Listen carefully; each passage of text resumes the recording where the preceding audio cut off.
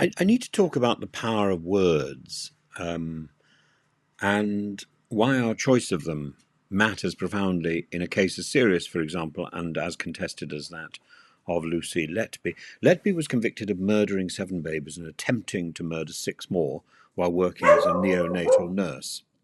She is serving whole life sentences, but as many will know, there are appeals in motion and reviews of the evidence that fuel debate about whether she is guilty or has been wrongfully convicted. This debate is not simply about whether she is innocent or guilty, it's about how we talk about justice when there is serious doubt, and about the role of words such as allegedly, convicted, accused, and even falsely accused. So I thought I'd go into a little bit of detail to try and help clarify my use of language. The word allegedly is widely used in journalism to avoid legal liability for defamation. It is, in effect, a protective incantation. When someone is charged but not yet convicted, allegedly is the proper word to use, allegedly. Once convicted by a jury, reporters usually say convicted murderer. However, in the Letby case, some people continue to use the word allegedly even after the verdict, indicating unease about the safety of that conviction. That's using the word allegedly in an English sense rather than in a legal sense. It's therefore not merely a neutral technical word, it's a signal that the user doubts the verdict or at least wants to avoid endorsing it outright. This can be both necessary caution and rhetorical cowardice, in other words. But the use of the word allegedly can also, in a case which has been proven and has been judged, it could also be interpreted as being a snub to the role of the jury, which certainly wouldn't be the way I would use the word allegedly in this particular case. And we must respect that a jury of ordinary citizens presented with evidence in open court found Letby guilty. And the principle of trial by jury is a pillar of the criminal justice system. If we casually undermine it with allegedly after conviction, we risk cheapening the verdict and insulting the process. However, respect doesn't mean blind obedience. And respect for the jury also means respecting the legal system's own humility, and the system recognizes that juries can get it wrong, particularly if the evidence that has been presented is misleading. Appeals exist precisely to test the safety of convictions, and the Court of Appeal doesn't retry the whole case, but examines whether the trial was fair and the verdict safe in law. And this process is only as good as the willingness of lawyers, judges, the media, and the public to confront uncomfortable possibilities that they've got it wrong. You cannot simply respect the jury's decision and refuse to re-examine the evidence when serious questions arise. In the Letby case, some argue that statistical analyses were misused, the medical explanations were too easily dismissed, that management failures were scapegoated into a single nurse, or onto a single nurse. Others argue that the prosecution case was robust, built on patterns, handwritten notes, and a series of collapses that defied benign explanation. To move forward, the evidence needs to be properly reviewed. Any new evidence or reinterpretation must be allowed to be presented. And defence teams must have access to material that may have been overlooked or wrongly excluded. A thorough appeal process is the best answer to any problem of doubt, not simply an appeal about whether the jury got it right. I think one has to assume that on the basis of the evidence that was presented, the jury got it right.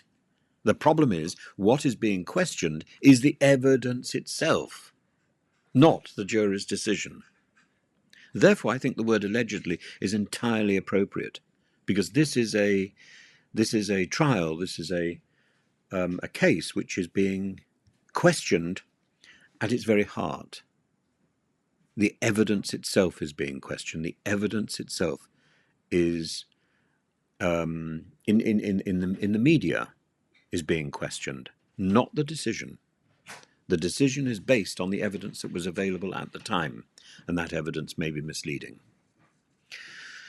So, alongside the appeal process, there's the statutory inquiry, and some fear, of course, that this is simply an effort to kick the issue into the long grass. Inquiries can be vague, slow, and ultimately designed to protect institutional reputation rather than to find the truth. A genuine inquiry must confront the evidence itself, not merely management failings or process errors. It's equally reckless, I think, to call Letby falsely accused at this stage. That term implies that she is definitively innocent, which is not yet proven either. Appeals or inquiries might find the conviction unsafe, but that doesn't automatically mean that she didn't commit the crimes. So we have to be really careful. In fact, the process of proving that she is innocent, I think, is almost impossible, because there are 2 trials now that would have to be overturned. And words such as allegedly, convicted, falsely accused, murderer, and innocent do not exist in a vacuum. They shape public opinion, they prejudice appeals, they influence the families of the victims who have suffered terribly and deserve clarity. They also matter for the accused, who has the right to challenge the verdict if there's good reason. This is why precision is essential. Ultimately, the legal system should not play linguistic games to protect reputations, whether of the NHS, the police, or the judiciary. It must facilitate the honest pursuit of truth. And we need to get to a point where words mean what they say, rather than where words are used as token meanings that are promoted by the judiciary itself.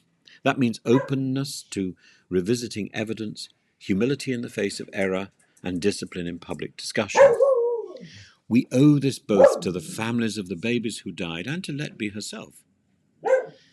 Our language should respect the verdict, but also acknowledge the possibility of error. We need to say convicted, and that explain the appeals process in the same sentence, I think.